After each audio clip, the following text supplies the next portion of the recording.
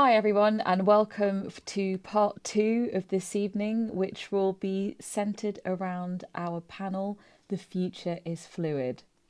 Now, let me take you through a few bits of housekeeping and what have you. So the panel will be about 45 minutes long, and then there'll be 15 minutes for questions. But around 45 minutes, I will take a temperature check to see where we are conversation-wise. We have three fantastic panelists who personally, from our pre-production chats, I know we could all keep going for hours, but that's not quite how this evening's going to run. Fortunately or unfortunately, you can post your Q&A, your questions in the Q&A. Please don't post them in the chat. So that's not where we'll be able to read any questions. But if you have any questions for the panelists, then do pop them into the Q&A.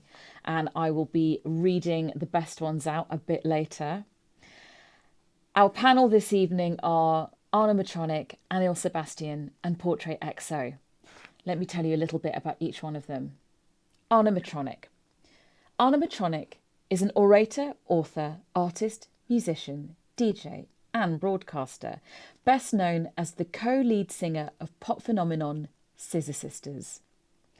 Her show Dance Devotion airs every Saturday night and Sunday morning at midnight in the UK on BBC Radio 2. Matronic's book Robot Takeover, 100 Iconic Robots of Myth, Popular Culture and Real Life, was published by Hachette Octopus in 2015. Matronic is a frequent and fierce public speaker on the subject of robots, artificial intelligence and transhumanism. In November 2017, she delivered her TEDx talk, Living in the Electric Dream, at Stormont in Belfast, Northern Ireland. Anil Sebastian. Anil is a multidisciplinary artist, member of Icelandic band Hrim, co-founder and director of the London Contemporary Voices Choir, and creative director of DLMDD. Anil Sebastian has also co-founded Trans Voices with Coda Valak, the UK's first professional transgender choir. They are also currently collaborating with Ada, the world's first humanoid AI robot performance artist.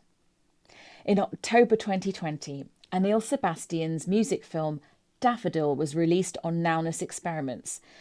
The film meditates on what it means to be human in a mesmerising short film that pairs live action, archival footage and cinematic animation. Sebastian has contributed co-writes and features of the debut album of legendary producer Guy Sigsworth, famous for his work with Bjork, Imogen Heap and Robin, and Bjork percussionist Mani DeLargo's Silver Cobalt album, as well as choral arrangements to queer artist and activist Nakan's debut album. Portrait XO. Portrait XO is an artist who creates musical and visual works with traditional and non-traditional methods. In collaborations with DataBots, they won the first Eurovision AI Song Contest jury vote for Most Creative Use of AI and completed her artist residency at Factory Berlin times Sonar plus D in 2020. She researches computational creativity, human-machine collaboration, and explores new formats and applications for forward-thinking art and sound. She holds a monthly radio residency with her art and activism collective Co-Kyo on Refuge Worldwide Radio, founder of Sound Obsessed and a founding member of the IASAS, the International Association of Synesthetes, Artists and Scientists. I just want to join all of that personally. So as I mentioned, please do pop the questions in the Q&A and we'll be reading a selection of them out after the panel. And now I leave you in the capable and loving hands of Matronic. This is The Future is Fluid. Thank you.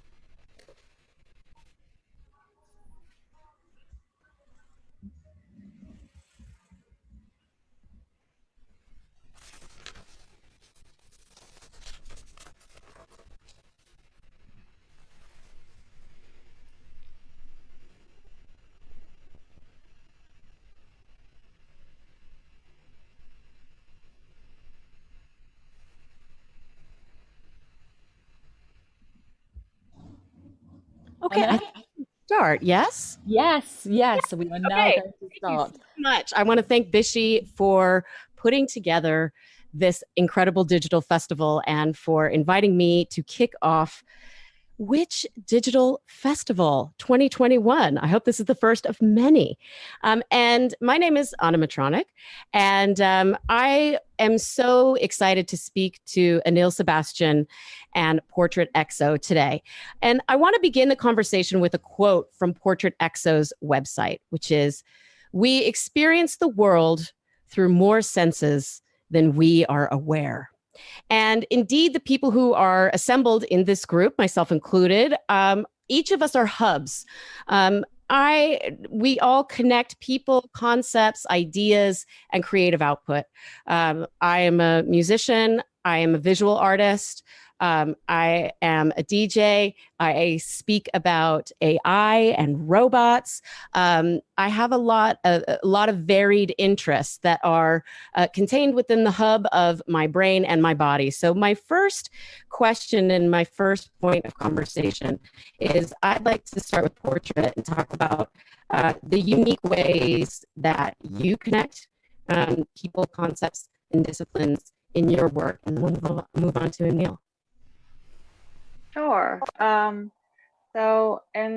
on that topic of like the senses and how I experience the world, I have a synesthesia between taste and sound. So I hear flavors and taste sounds. They work both ways. Like lemon is my highest frequency. I didn't know that it was like a peculiarity until I started meeting people who had synesthesia and explained what it was. And I guess the best way to explain how that has impacted me as an artist is it's just made me have a much more heightened awareness of how I experience the world. And it's made me more curious about how other people perceive life as well, just like our micro differences that we have, our subjective experiences. Um, it's just like, so when you start really breaking things down from the infinitely large to the infinitely small, you can just go forever and ever. And it just makes life and the whole human makeup that much more fascinating and interesting. Amazing, amazing. And moving on to Neil, tell me about the various concepts that join in your creative work, in your brain, in your body. Ah, yes, in my brain and in my body. So I think, funnily enough, I have a background in physics and philosophy. That's what I went and did at university because I was a good brown boy and did what my dad said, which was go and do something proper, don't go and be an artist. But at the same time, he was sort of saying, be an artist on the side. So I did both. And it was during that time that I met Imogen Heap and started playing with her in her band very briefly, and Guy Sigsworth. And they became kind of my musical heroes and mentors, and I learned so much from them. And I think it's not really until recently, he then went on to start London Contemporary Voices Choir and work a lot with voice. And it's not really until recently that I've brought the technology, my kind of background in science and my love of music together into one. I've always been quite a dualist, they must not never touch, but now they do, and they're really one in the same pursuit. Yeah. Fantastic. One of the things that I'm really interested in is the way that the stories we tell about technology and AI affect the way we approach real world technology and AI. There's a lot of myth around the sort of figure of the robot, and we'll get into sort of a demystification mode in the conversation a little bit later. I want to go back to Portrait and talk about synesthesia. You have a taste and sound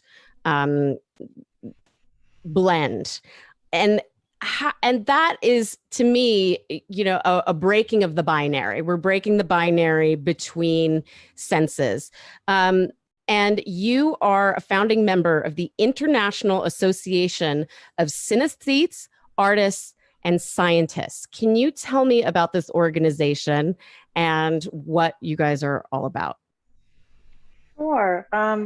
So I got introduced to some of the people who started the organization because they did like a global art exhibition while I was in LA back in 2017, just before I moved to Berlin, and that was kind of the real beginning of getting connected to scientists and these interesting people who had very unique ways of translating life. And um, it's an interesting organization that's very academic heavy. So, coming from a more creative lens, I got really passionate about trying to help communicate all these different forms of synesthesia and what synesthesia is in a creative way that's tangible so that people can have experiences to understand like how we see things differently, like giving people a sound tasting experience, feeding people drinks, and then translating what that actually sounds like. And it ended up being a really interesting journey to give people these type of experiences because suddenly they became either curious about their own senses or they were like, oh yeah, this is what beer tastes and sounds like actually.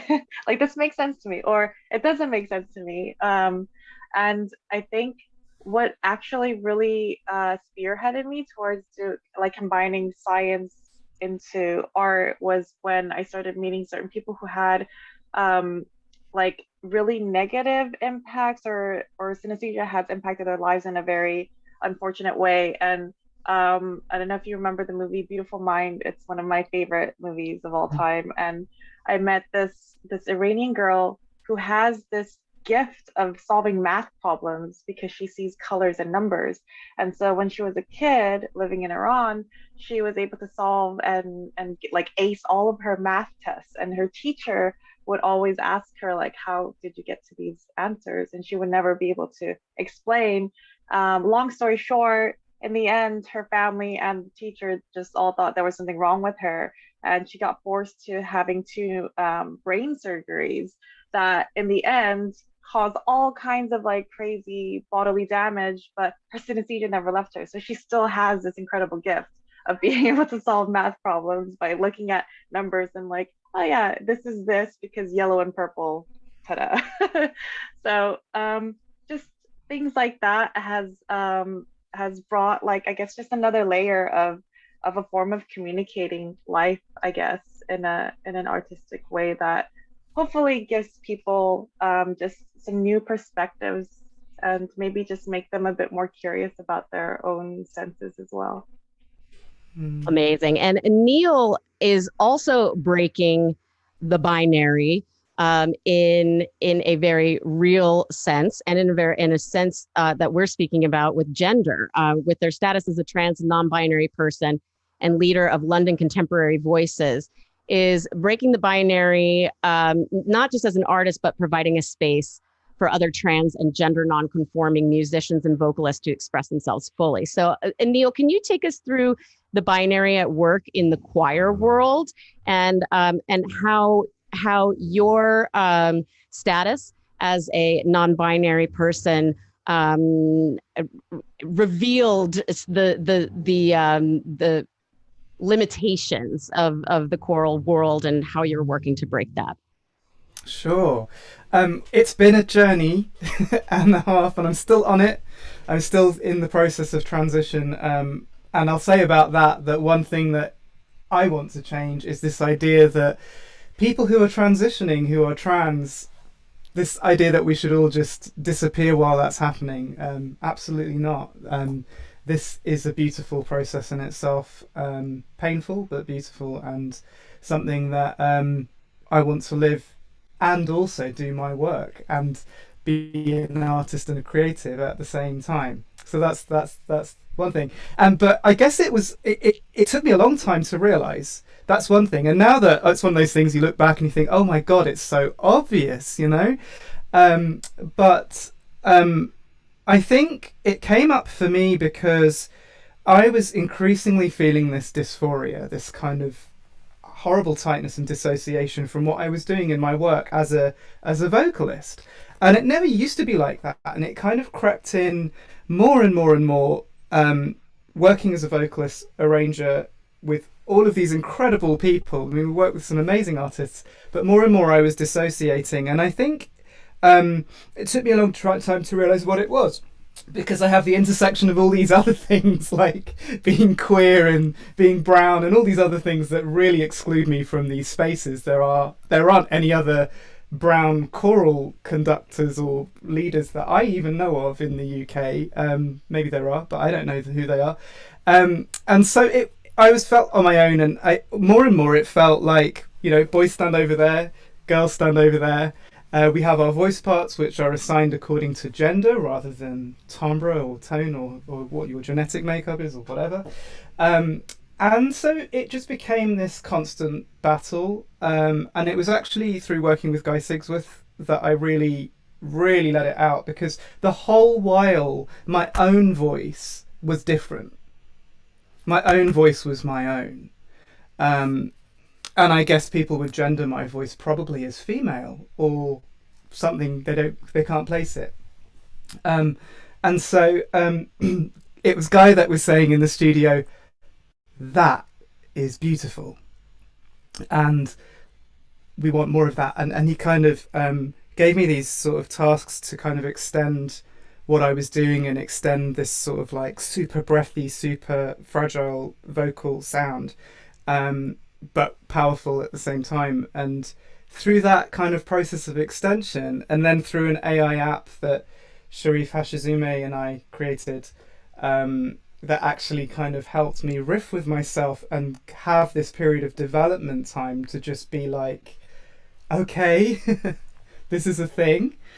And but realize that actually in trying to address that, it's so deeply ingrained in our history. It's so one of the first things that people think of when they think of voice. They think, is it a male voice or a female voice?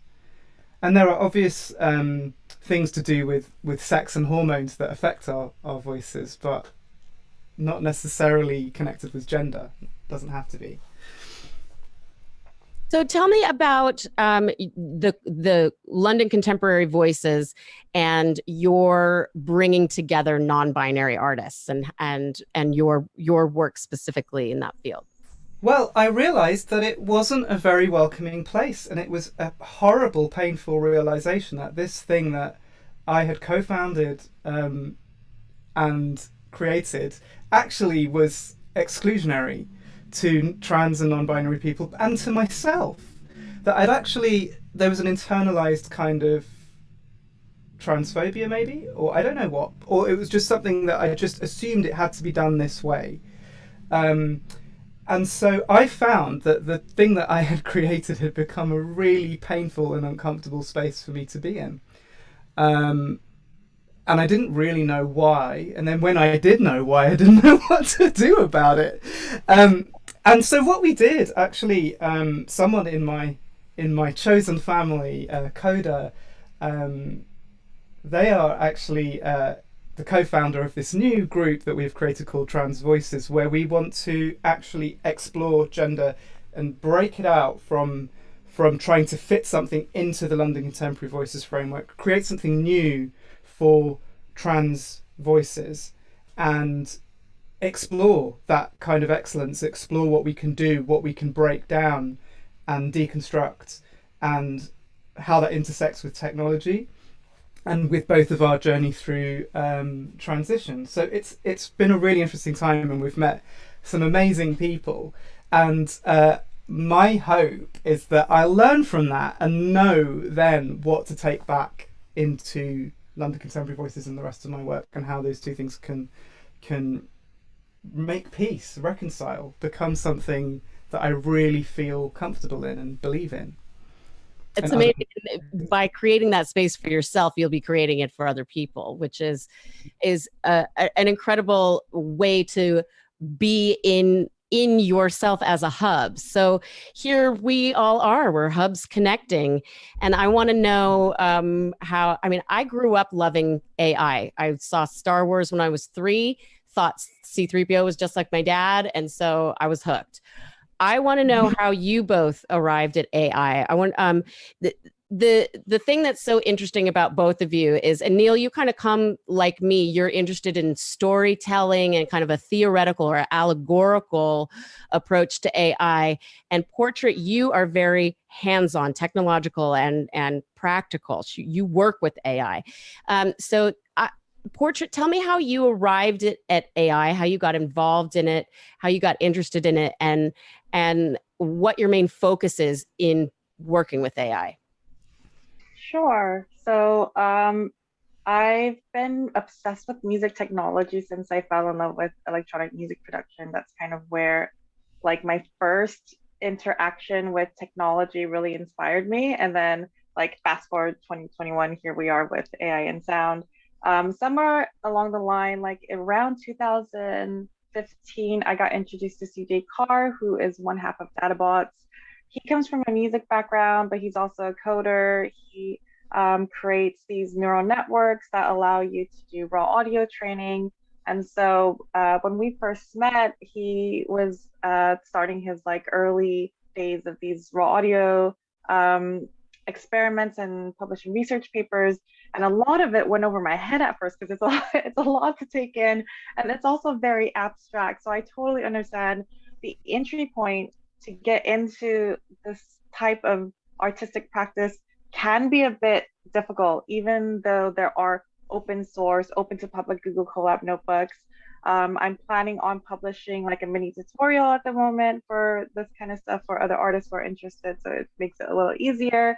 But yeah, so CJ was going on for, it took a few years until we finally got to do this artist residency here in Berlin, at Factory Berlin, between 2019 to 2020. So we fed like an hour of my singing voice, and he trained it over 2.5 days, got 10 hours of new audio, and I made an album, which I'm wrapping up for release. And so that's kind of like, that's where it all started. And I really started geeking out over like algorithms and what else can you do with data sets. And this year for Eurovision, I'm sorry, not Eurovision. Last year we did Eurovision's AI Song Contest, and the jury really loved our submission for like all these different creative AI practices. So this year for the AI Song Contest, I wanted to learn how to train my own audio. And so I started really experimenting with like training my vocals with this male artist I started working with named Rezar, who's also got a beautiful voice. And I wanted to kind of play with gender or like how we, I do think the human voice is the most fascinating instrument that we can have. It's just like even like the talking voice or, the just as a sonic instrument, I find it really fascinating. And when you work with raw audio, you just get such interesting artifacts and like weird glitchiness. And sometimes, if you train your own voice, you'll hear it say something back that sounds like something, but you're not sure what. It might sing a lyric that sounds like you, but not you. It leaves a lot to the human imagination to fill in the gaps.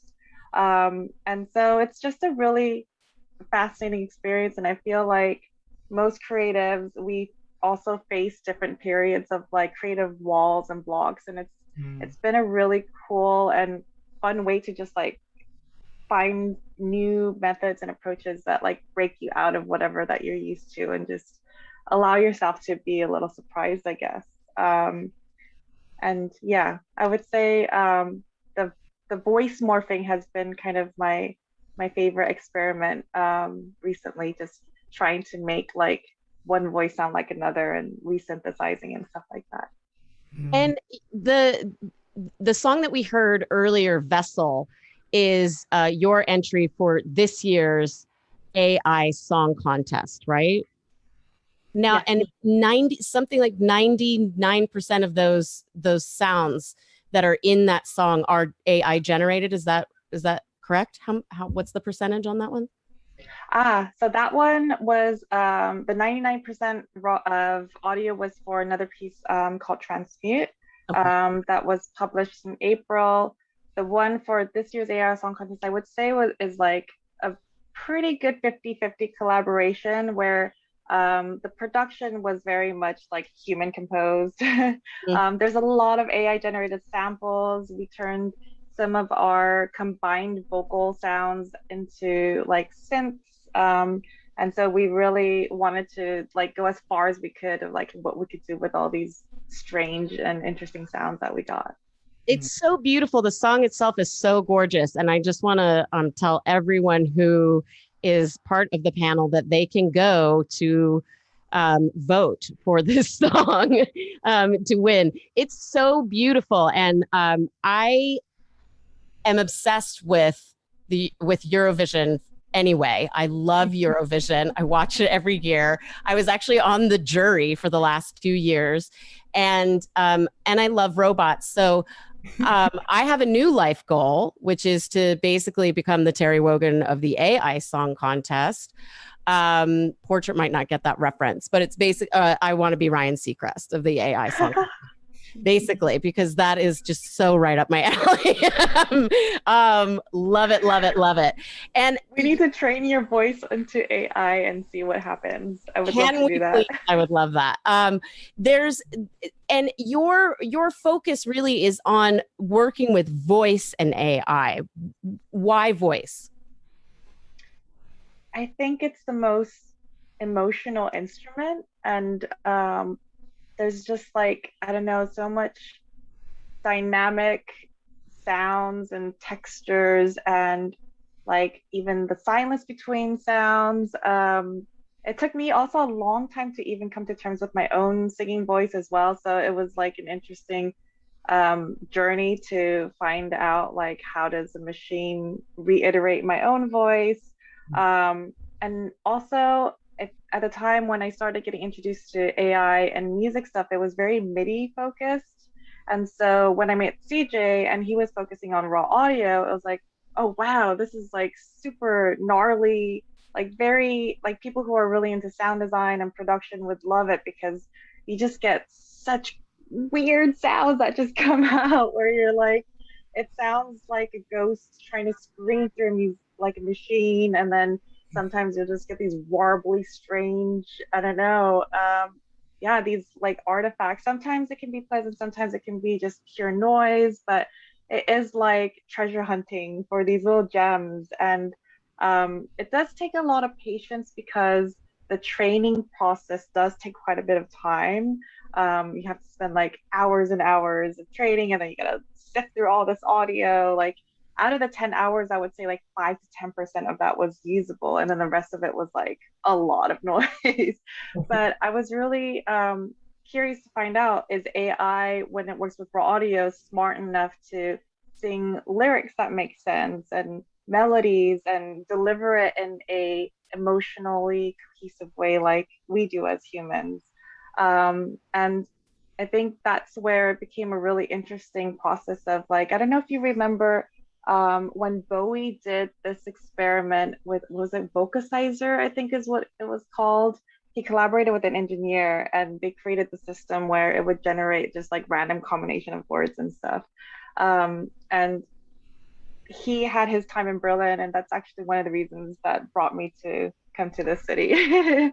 But yeah, so it's, I do have a particular obsession with like the human voice with AI. I just find a lot of like goosebump moments, and it's a process that I've just really fallen in love with. And I'd love to see like more singers and songwriters experiment in this space and see what else could come out of it. I'm super obsessed because I'm all about the cyborg, and so it's just it is such a cyborg experience to me. It is that blending of science and nature, because that's what we're talking about, is sort of breaking down these binaries, and we're going to talk about how people who contain a lot of intersections within them are uniquely poised to navigate these digital realities. But I want to come to Anil and talk about emotion for you, because emotion is also a big touchstone in your work. Your film Daffodil is all about AI in a theoretical and allegorical sense. It also deals with the notion of memory and loss. And can you talk about the film a little bit, the connection between consciousness and the physical world, between thinking and being? Tell us about Daffodil. Ah, yeah. So, like, to start with, I wanted to create something that, I was a physicist at university. That was my thing, So I wanted to create something that touched on my love of robots and AI and physics and quantum mechanics, particularly, and the various interpretations of it. But I found I didn't want to just do something that was like singing or making songs that were like encyclopedic, if that makes any sense, that are just like singing the dictionary, singing. I wanted to create something from within it, in similar to what you're saying, what you've been saying, Portrait, as well, of like being much more embodied within a process. And so for me, it was a really explorative process, and I kind of found myself rediscovering this kind of battle in my mind, I guess, between the Roger Penrose, The Emperor's New Mind, and this idea that human consciousness is not algorithmic. That there's something special. That firstly, it exists. Human consciousness exists. It's there's something really special about it that can't be made by a Turing machine. It can't be made by a computer. AI will never be conscious. It will never be, special like us. I call it subtle intelligence. That sort of intelligence of a human can walk into a room and smell that something is wrong. Yeah. Or if you walk into a room full of people, that these two hate each other, or these two are really into each other and are going to leave and go make out. There is a subtle intelligence that humans have. It's going to be a long time until a robot listens to music and all their hair stands up on the back of their neck. Right.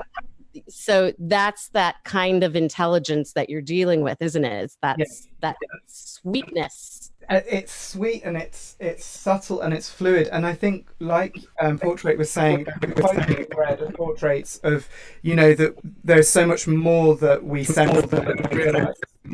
I'm not sure exactly how that quote was put, but it was something along those lines, I think, that there is almost like a hidden universe, a hidden sensory map that we're kind of following, that we don't realize, that we're doing, like with flatlanders, like little ants, but on a curved surface, not aware that, thinking we're on a flat plane, but really, that kind of idea. And I think that was one end, and then at the other end, another guy who has the complete opposite view, really, is Dennett, and Dennett is very much like, okay, consciousness is an illusion. Like, get over it.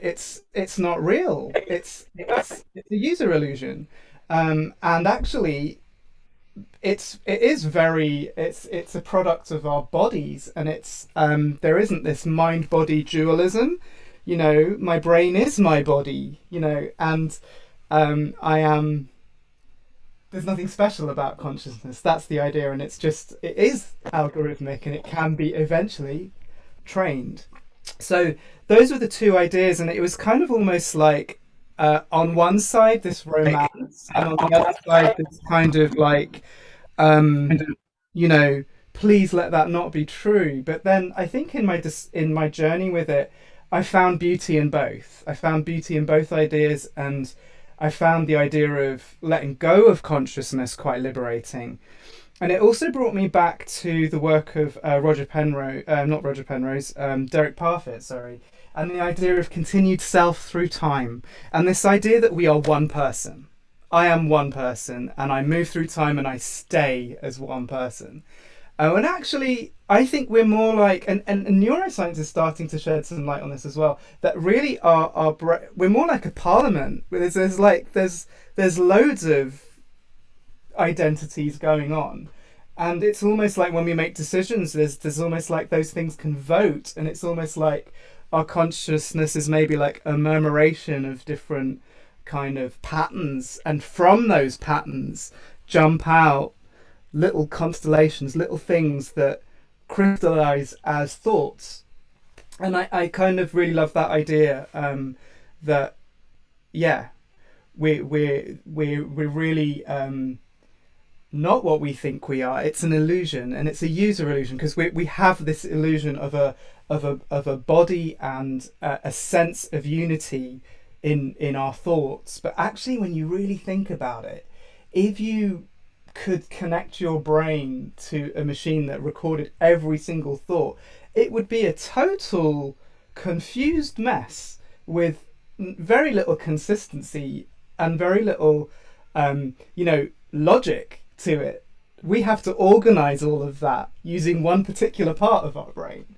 So I feel like it's almost like there's so many different sides to us. Mm. In the kind of left brain, right brain sort of binary, we get the sort of like logos and emotion, and men are of the logos, women are of the emotion. If we're breaking binaries, and we're all working to do that, then is emotional logic real? Anil, what do you think? If we can break the binary between thinking and feeling, can we do that? Isn't that what music is? Yeah, I feel like it is. I feel like a lot of binaries, it's the horseshoe phenomenon as well, that actually, like, you take one extreme and another, and you realize that they horseshoe onto each other. Take phobias, and take, fears and things like that. You kind of, sometimes they can be desires that are hidden, and that's where we get into racism and transphobia and homophobia as well. Sometimes that can be born from that kind of horseshoe. So I kind of feel like that horseshoe exists in gender. I feel like it exists in technology, and I agree. I feel like it exists between emotion and logic. I don't feel like they are separate things. I feel like there is a connection between the two. And just in the same way, I feel like art and science, I feel like that binary is so Victorian. I think we're still living in a bit of a kind of post-Victorian conditioning, really. It's definitely not Greek. It's definitely not Platonic, because all of that stuff was, at one time all joined up. Yes, and people have had the theory that things have become more separated. These pursuits have become more separated because they've grown, so you have to be more dedicated to one than the other. But actually, artists like portrait, artists like you, artists like Neri Oxman's work, if you know Leonardo, come on! Yeah. I feel like the connection between science, art, and art, what art can tell us, the artistic lens and that part of your brain can tell us about science, and there's a connection between the two. Portrait, what say you on emotional logic? Oh man, I'm just gonna spin off of everything. I like the whole time you were speaking at it, I was just like yes, yes, yes, and just a billion thoughts were just compounding on my head. And I love meeting scientists who are creative, and I feel like there is this special thing that happens in the way scientists communicate life in general. And then with a touch of creative output is just the thing that I love about scientists from the conversations I've had is that as opposed to kind of like just the pure art or music world, is that doubt is part of like normal profession. It's part of their lives, and they handle doubt in a very different way. You talk about doubt to artists and creatives, and it's just like the end of the world. It's just it gets compounded in these like very kind of strange, peculiar ways. And but then I can have a conversation with like my friends who are physicists or neuroscientists, and they're like, yeah, probably, possibly, like, and they just kind of like researched out, and they accept that it's just a part of life. And there's this interesting thing that happens where the more I understand like the scientific mind and how they break things down has actually helped me to look at my own creative practices and kind of like look at it in the scientific way of like just breaking things down of like how I actually do things and be a little bit more practical, I guess, and logical. So when it comes to like logic versus emotions, I think it's nice to have a healthy balance between all of these things. Mm. And I do think that, yeah, in terms of like on the topic of the binary nature of what happens with when you decide that you want to become a sustainable artist or a sustainable this or that or whatever. On one hand, I guess we need categories and labels and things because that's how we give meaning to things and it helps us like understand. But at the same time, it can very much quickly be like this kind of boxed in experience of feeling a bit pigeonholed.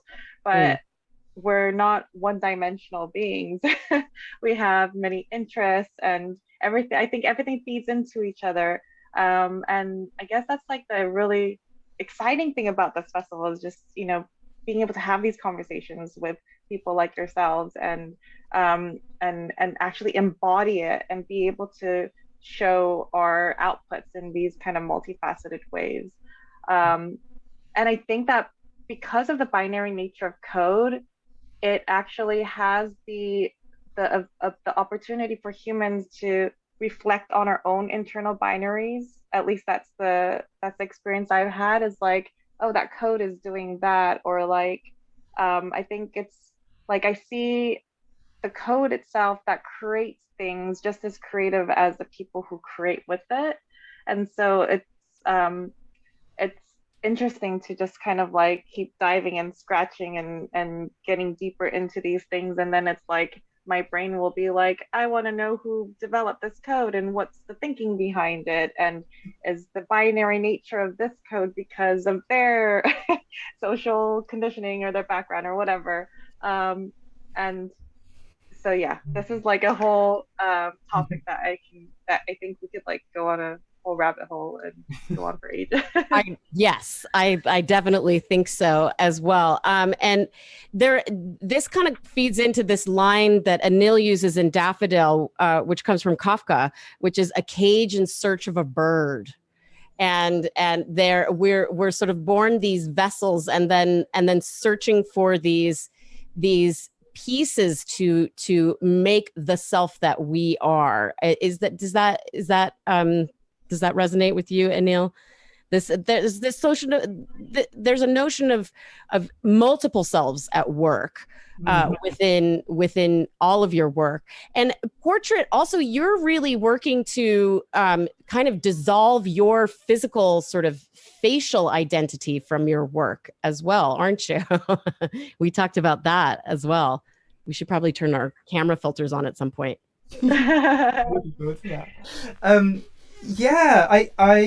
That quote, the cage in search of a bird, is a Kafka quote, and I used it in that song along with some other quotes in the same piece of music, and two of them were actually the things that kicked me off. One of them was I can't think but I am, and another was I don't know that I think. And those two quotes are from people living with advanced dementia. And it was the first things that I read from a charity called Living Words, an anthology of words from people living with advanced dementias. And it really struck me that actually and as I kind of work more with people with advanced dementias, I realised that as that kind of front part of the brain moves out of the way, there is this purity of thought and emotion. And to say something like, I can't think but I am, that is a deconstruction of René Descartes' I think therefore I am, right? So, you know, if you can't think but you are, what does that mean? And it you know, and I know we could go on that journey, and you know, it leads me to ask, even in this session now, how do I know that I'm not an AI? How do you know you're not an AI or a robot? You know, what kind of? I mean, and I think we. I think we all know that you are. I'm sorry, I mispronounced your name. Anna, sorry. I don't know what you're talking about. Oh my God, look at that! So I'll say that when we got into our initial conversation, Portrait was, there she goes. Portrait was in cartoon mode most of the time. And Portrait, you're really using a more sort of avatar as your face in your work now, aren't you? I'm trying to bring more into it. I find that the whole concept of the identity in relation to music specifically really old in a way, in terms of like, if we talk about just like specifically the music industry and how you present yourself as a music artist, especially if you're a performer, and the reality is that our appearance is very much attached to our work. You wouldn't have certain conversations or kind of like look and perceive certain professions outside of, you know, the music world, like a banker or a doctor or, you know, these other professions. Just our physical makeup doesn't have such a huge impact in the way people experience the whole thing. And I forgot to mention, Anil, on the topic of voices and the binary kind of like nature of how we perceive all of this. I went through a period where I purposely didn't look up new artists that I really loved, and I just listened to their music. And one of these artists was Rye. And I have a really funny story about it, which I won't go too far. I'll try to say it really shortly. But I initially thought it was a female voice, and I liked that. I just didn't actually want to question it or look into it, dive deeper or whatever. He happened to come to Berlin, and we had a mutual friend. We met, and then one conversation led to another, and then eventually was like, oh yes, I do music. And then came out that he happened to be the singer of Pride. And I was like, oh wow, you are not a female vocalist like I imagined in my head. I had a very different picture. So I like to challenge these kind of, I guess, existing challenges, battles. I love these filters that are going on. I'm very distracted now. And I guess like it stems from my own subjective experience of growing up in LA and being exposed to the pop music industry. Like, you know, your first entry point of music in a city like that is very much like there's a lot of session work. So, you know, you're in studios all the time. And the sad reality is that we're in 2021 and people behave like they're still in the 60s. And that's something that, like, I guess I experienced my own years of trauma of just like, oh, you're not such a bad producer for a girl. You know, just things like that. It still happens now. And it does make me question a lot. Is it because of how I look, or, you know, like, why are they saying these things? And my male friends don't have those type of experiences. Yeah. Historically, women and we'll start with women, because historically women were left out of voting in America. And in early American history, women became writers or critics, or through the church or through performance, became critics of American politics, and used creativity and criticism to enter conversations about politics and race and all of the things that go into American politics. By creating characters, women and marginalized people were able to enter public debates on issues of the day. And so when we get into the creation of avatars, when we get into the creation of digital selves, this is where I think marginalized people and marginalized bodies have a unique opportunity to shape new realities, because historically marginalized people have had to do that anyway. Not being able to participate as their full selves, they've had to create other selves. For some women, a great example of this is Harriet Beecher Stowe, who wrote Uncle Tom's Cabin, and used characters to get out her message, her anti-slavery message. So it's these people that I think have a really unique opportunity to shape new technology and emergent technology. Anil, in your interview with BISHI said to you, brown weirdos have to create our own reality. What are some of the realities that you would like to see created for people like yourselves who are intersectional and have these intersections of selves? I think, oh my gosh. Yes, Anil the angel. So many things. First of all, I think it's at these intersections that you see things from a different perspective, and sometimes they can be really, really powerful.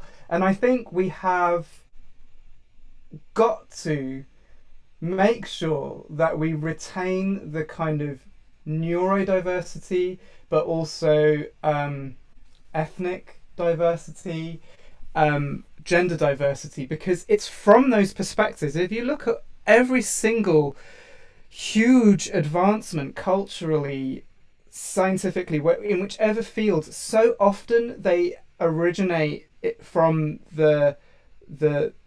from people who are in some way outsiders, in some way don't belong, in some way have a neurodivergent trait or a unique way of seeing or being. I mean, you could even argue that being highly intelligent is a neurodiverse trait. It's a rarity. So why see it any different?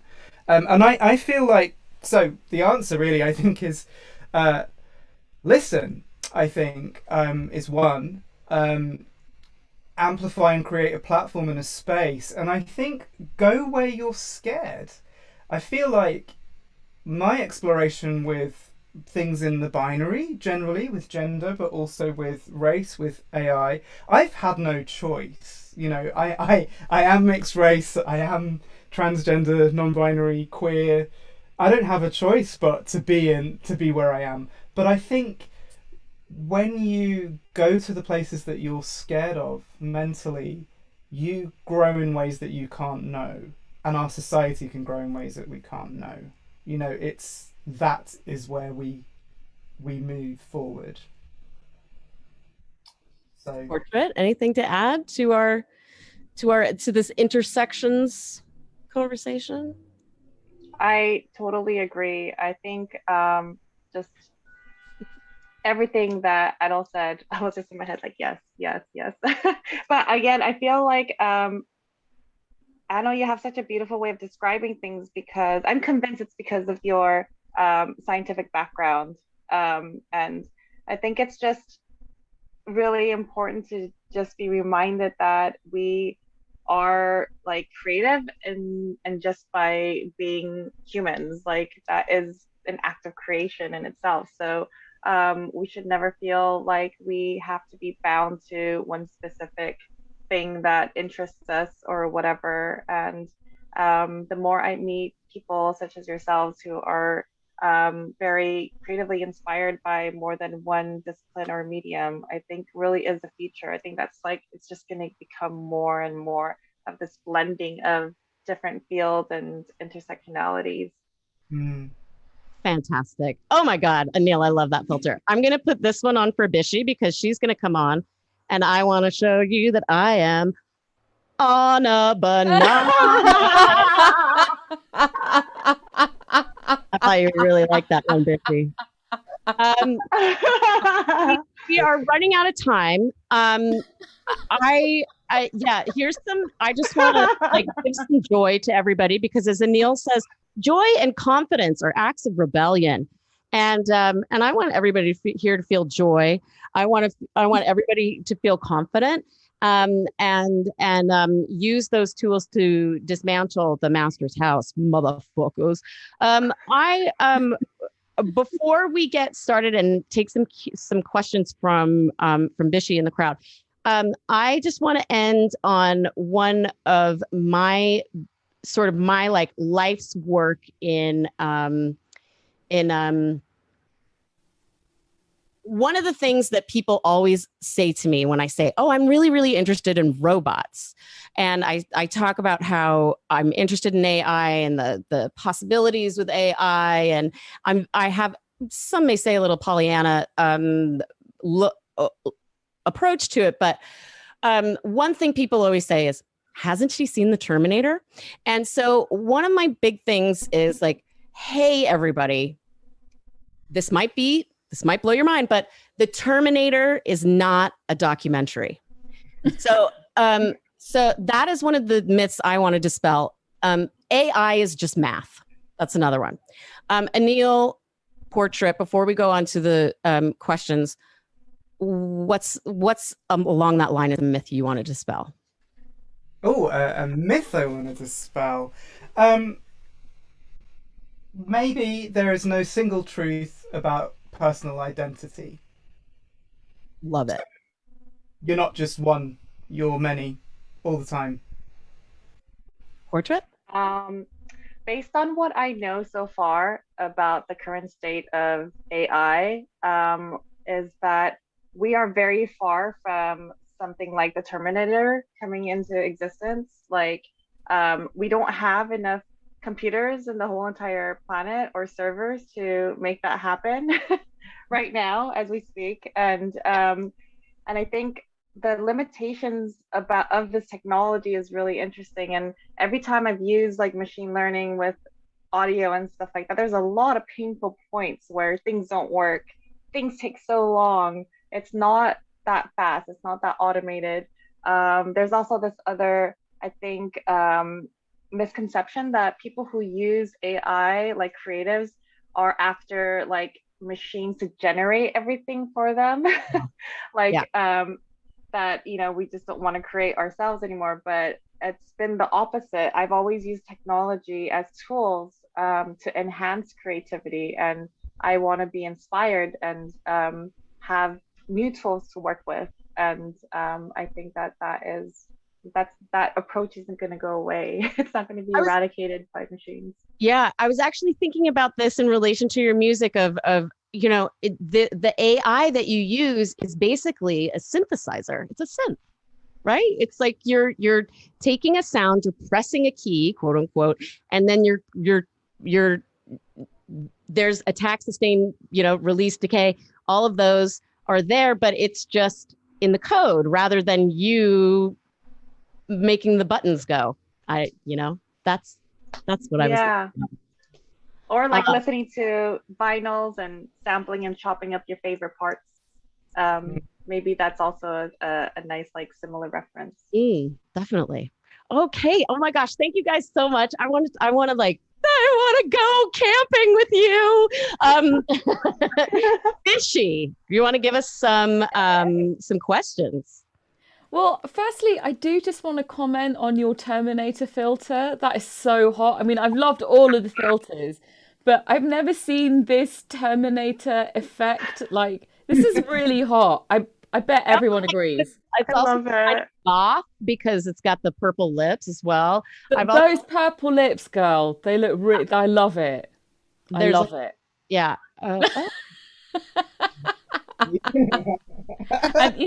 Disney princess.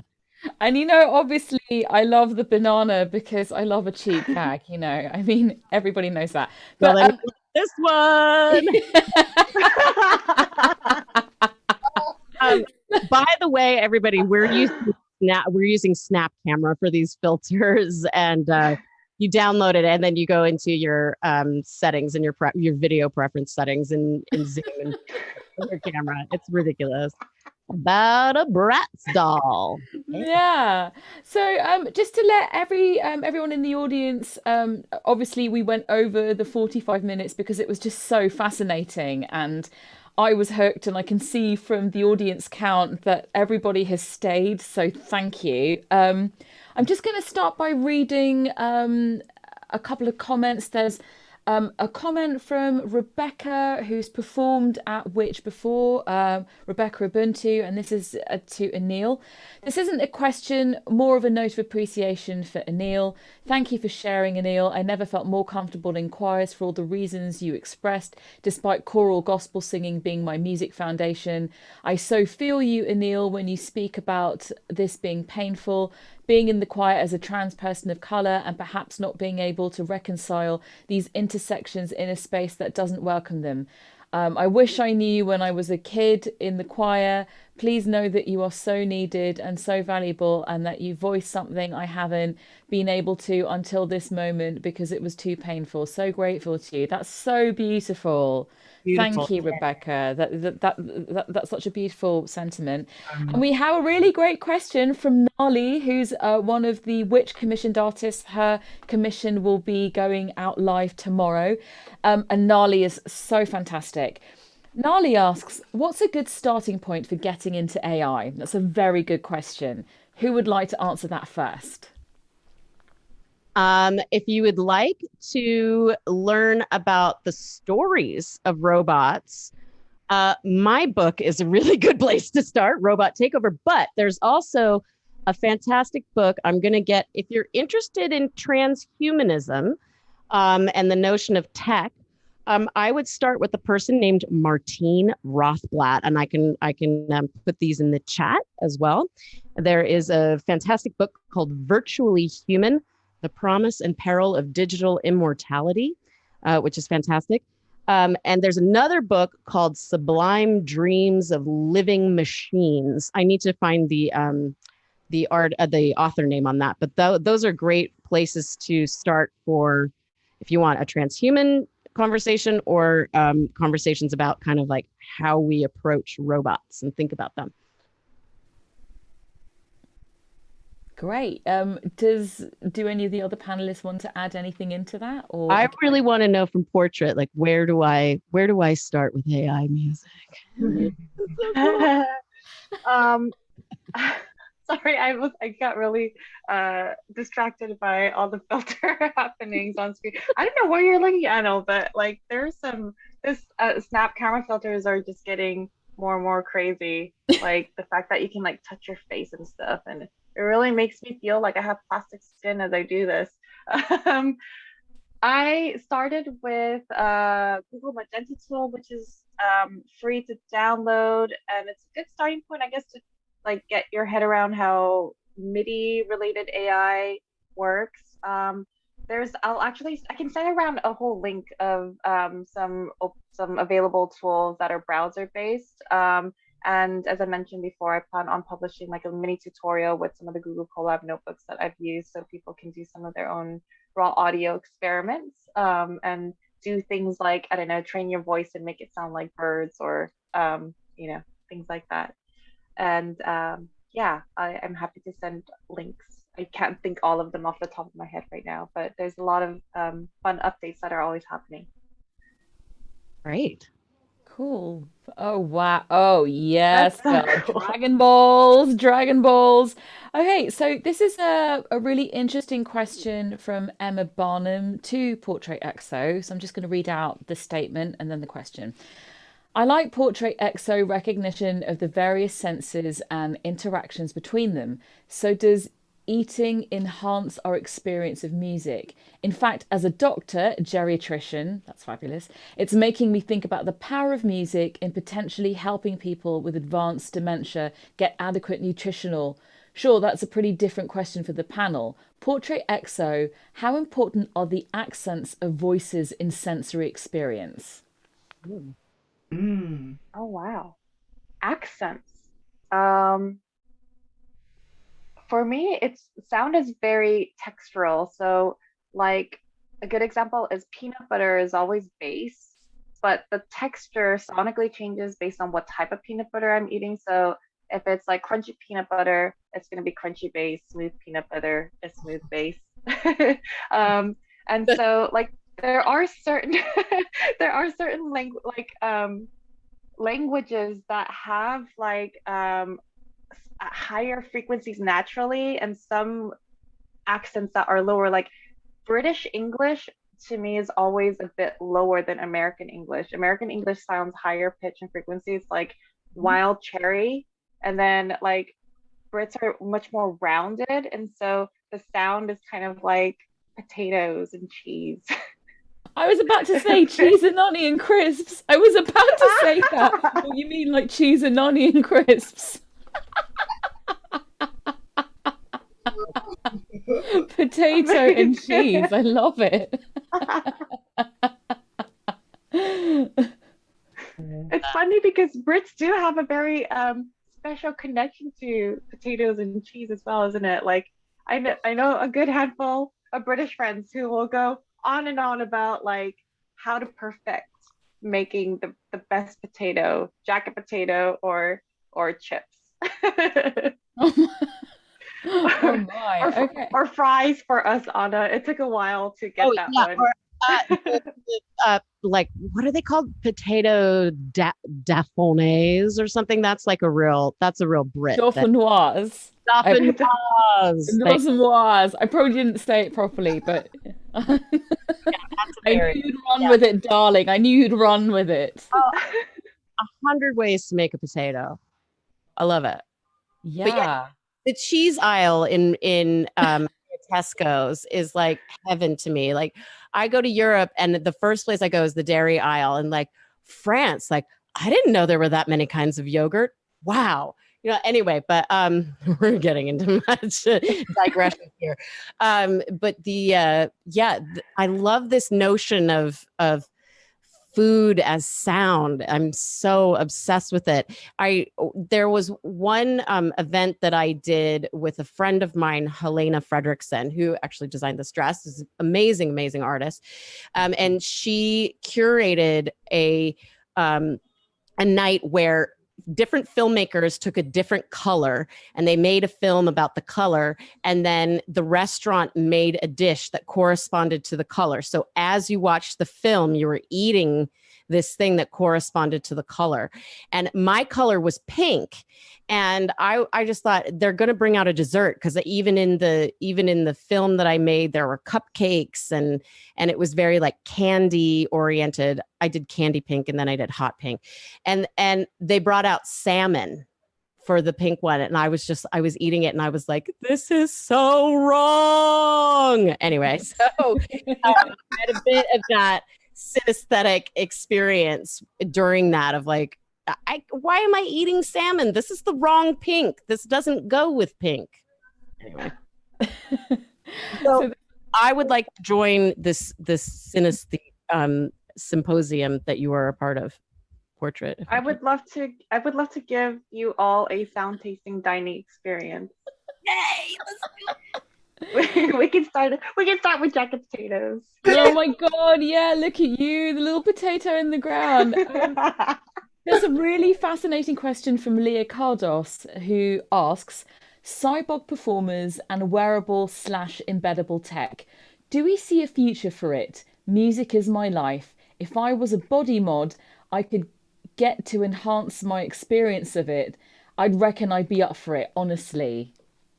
I definitely think body mods are going to become more prevalent. I think as trans acceptance grows, that notion of creating your ideal physical self will be more widely disseminated and normalized for people, which does mean plastic surgery is going to be more normalized, and some like physical dysphoria is going to be heightened. But yes, body modifications I think are going to be part of it. And I know I have an amazing friend in Seattle, Megan Trainor, not the same Megan Trainor who sang that song about the bass. Megan embedded an RFID chip in her and did performances where the chip was programmed to respond with different things in the environment. So absolutely, I think body mods will be coming into this. And David Byrne also did an interesting piece once where he, quote unquote, played a building. So I think that notion of playing with the body and making music with the body will become much more front and center. Anil, I'm sure you have some interesting thoughts on that too. Yeah, I think first of all, I think this idea of the body extending, so the idea of even the whole space that you're in becoming an extension of your body and being able to control things way beyond your own physical self. I think avatars really fascinate me, especially during this pandemic of not really being in person anymore anyway, and being able to modify your body and how you look, especially from the perspective of someone transitioning at the moment. It's been really super interesting. And I think it allows for a lot of liberation, potentially, but just like everything, I think it's another thing to demystify. There are some aspects to it that are scary, and there are some aspects of it that are amazing and liberating. And there is no single answer or truth about whether it's a good or bad thing. But I think that those identities we create for ourselves are as valid as the ones that we are in, as the main one, the one that you feel is the underlying one. I don't know how true that really is. I think that is an illusion. Everything is an illusion, right? Really. Everything. You've got. That, going back to that notion of self, Anil was talking about it earlier, and the self being this sort of immovable thing that starts at the beginning of your life and is unbroken throughout your life. Somebody used the analogy, and my husband loves it and uses it all the time, which is, the Thames is still the Thames, even though the water is not the same. The water that is running through the Thames is not the same today as it was when Charles Dickens was alive, but it's still the Thames. The water is ever changing in the river. The river itself changes course, but it remains the river. So that I think is that combination of the mutable and immutable in the self. And I think that is what we are slowly over time realizing about the self. And I think it's people who are people like Anil, like Portrait, like BISHI. I try to disseminate this notion as well that it is not an either or, it's and yes. Yeah, a giant kind of entangled conjunction, I guess, like all the possibilities. It's like entanglement in quantum mechanics as well. It's like, Anil, do you know Amit Goswami? No. Who wrote The Self-Aware Universe and Quantum Creativity? Immediately, I will send you some stuff. Amit Goswami is a very interesting character whose father was a guru, a spiritual guru, and he was like, I reject that, Dad. I am a physicist. I'm a scientific materialist. And then he became into quantum physics. And then, of course, all of that scientific materialism goes out of the window. And he wrote a book called The Self-Aware Universe, where he posits that if we take mass out of the as the base, out of the notion of mass as the basis of the universe, and replace it with consciousness, then all of the problems of quantum theory are basically solved. And so the basis of this universe is not mass. it's consciousness. How beautiful is that? I love And that. Wow. is, yeah, like that is an absolutely beautiful moment to draw all of this, unfortunately, to a close. Like, as much as I would love us to go on for hours, we have run out of time. I just want to thank Anna, Matronic, and Anil, Sebastian, Portrait XO. I love you all so much. Can so feel that there's some kind of an AI choral thing that's going to happen between us. I'm just putting it out there because it just, like, hello, like we're all vocalists, and you know, there's something in the ether there. I'd just like to thank all of the audience, everyone who's come and stayed with us throughout the duration. Thank you so much to the audience. All of the social links to WITCH and to all of the panelists are in the chat. Please go to witch.com and subscribe to our newsletter and follow us on social media. I just like to say that it'd be lovely to see you all in the after party in Topia. The password will be posted in the chat now for everybody to enter. I'll definitely be setting up my little laptop, and I'm really up for chatting to everyone who's stayed with us this evening. And again, thank you to the audience. Thanks to our sponsors, the PRS Foundation, the Featured Artists Coalition, Ableton, and the Creative Passport. And thank you to everybody on Team WITCH. We are a very tiny but incredible team who are driving this all behind the scenes. So thank you to everyone on Team WITCH. And good night. So much love to you all. And I will see you all in Topia. Bye. Bye.